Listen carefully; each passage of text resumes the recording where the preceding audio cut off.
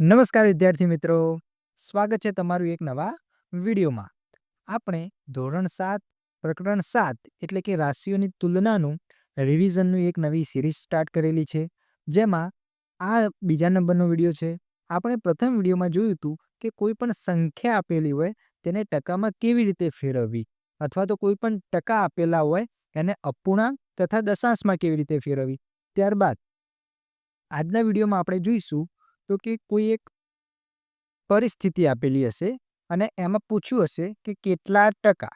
આપણે ઉદાહરણથી સમજીએ. ઉદાહરણ પ્રથમ, 32 વિદ્યાર્થીઓમાંથી 8 વિદ્યાર્થીઓ ગેરહાજર છે, તો કેટલા ટકા વિદ્યાર્થીઓ ગેરહાજર ગણાય? તો આટલે પરિસ્થિતિ કઈ થઈ? તો કે 32 વિદ્યાર્થીઓનો એક રૂમ છે, એમાંથી 8 વિદ્યાર્થીઓ ગેરહાજર છે. તો આ પરિસ્થિતિ આપેલી છે અને આપણને શું પૂછ્યું છે કે કેટલા ટકા વિદ્યાર્થીઓ ગેરહાજર ગણાય? તો સૌપ્રથમ આપણે શું લખશું? તો લખશું કુલ વિદ્યાર્થીઓ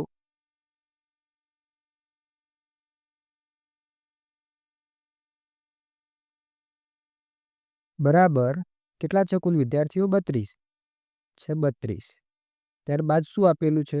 તો કે 8 વિદ્યાર્થીઓ ગેરહાજર છે. ગેરહાજર વિદ્યાર્થીઓ બરાબર 8.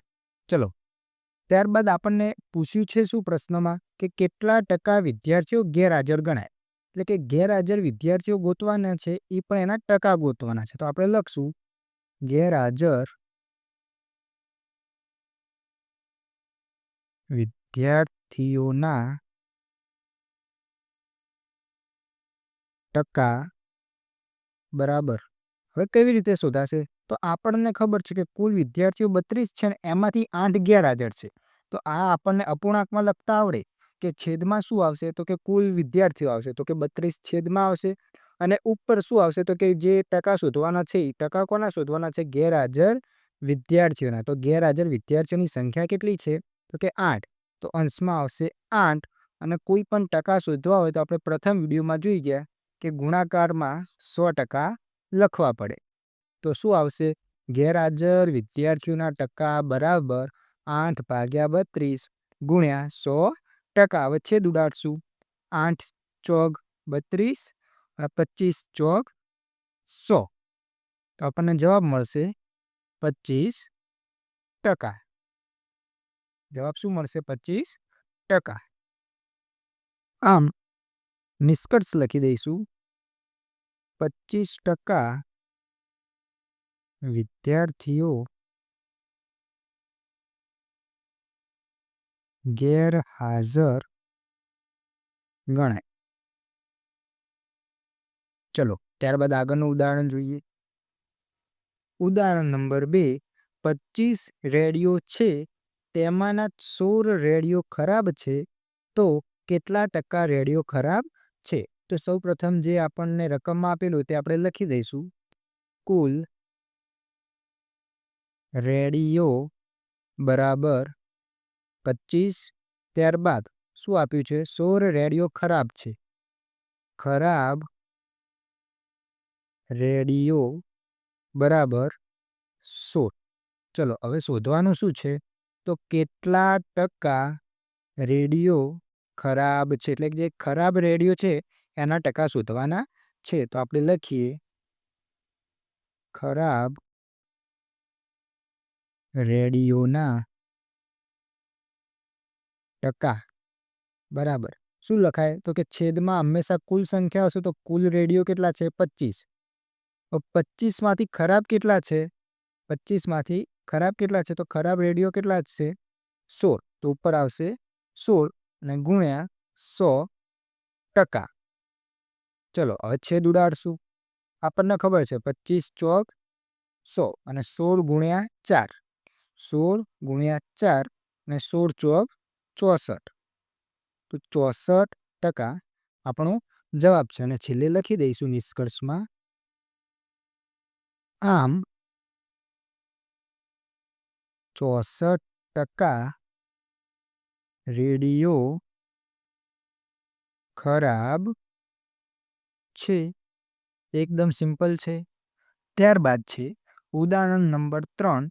એક દુકાનમાં 500 વસ્તુ છે, તેમાંથી 5 બગડેલી વસ્તુ છે, તો કેટલા ટકા વસ્તુ બગડેલી કહેવાય?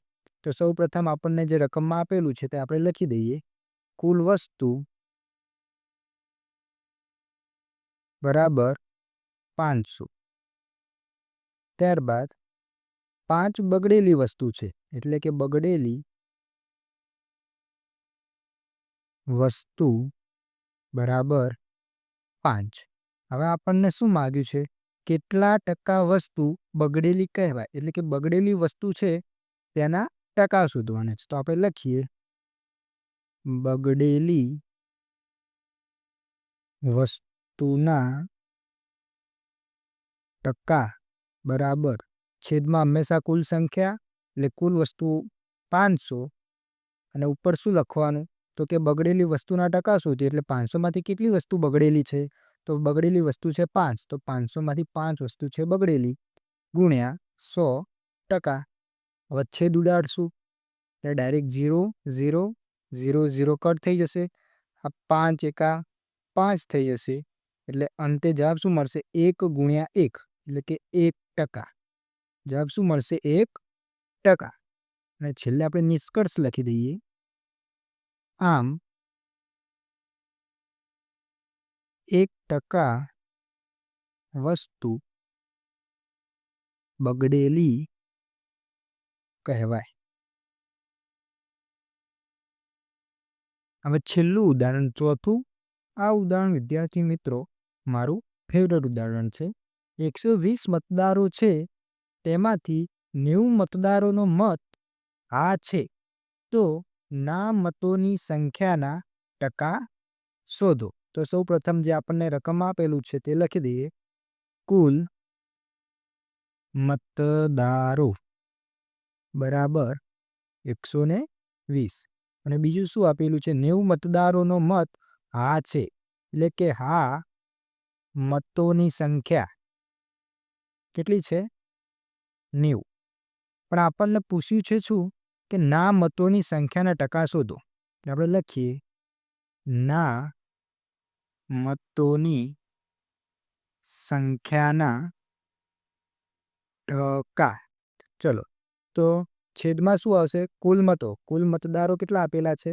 120. એટલે કે 120 મતદારો છે. હવે એક મતદાર એક જ મત આપી શકે, એટલે મતની સંખ્યા પણ કેટલી થશે? કુલ 120, એટલે 120. હવે ઉપર શું લખવાનું? તો કે જેના ટકા શોધવાના છે તેની સંખ્યા. ના મતોની સંખ્યા. તો ના મતોની સંખ્યા ક્યાં આપેલી છે? તો કે રકમમાં આપેલી નથી. રકમમાં શું આપેલું છે? તો કે હા મતોની સંખ્યા આપેલી છે. કોની આપેલી છે? હા. હવે જો કોઈ મતદાન થતું હોય તેમાં ક્યાં તો તમે હા આપી શકો, ક્યાં તો ના આપી શકો. તો આમાં જે ના મતો છે, ના મતો, તો ના મતોની સંખ્યા શોધવી હોય તો કઈ રીતે શોધાય? કે ના મતોની સંખ્યા બરાબર જે 120 કુલ હતું એમાંથી આપણે આની બાદ કરી દઈએ તો આપણને કોની મળી જશે? ના મતોની સંખ્યા. એટલે શું લખાય? 120 ઓછા 90, એટલે આપણને 30 મળી જશે. એટલે કે ના મતોની સંખ્યા કેટલી થશે? 30 અને ગુણ્યા 100%. ચલો હવે છેદ ઉડાડશું.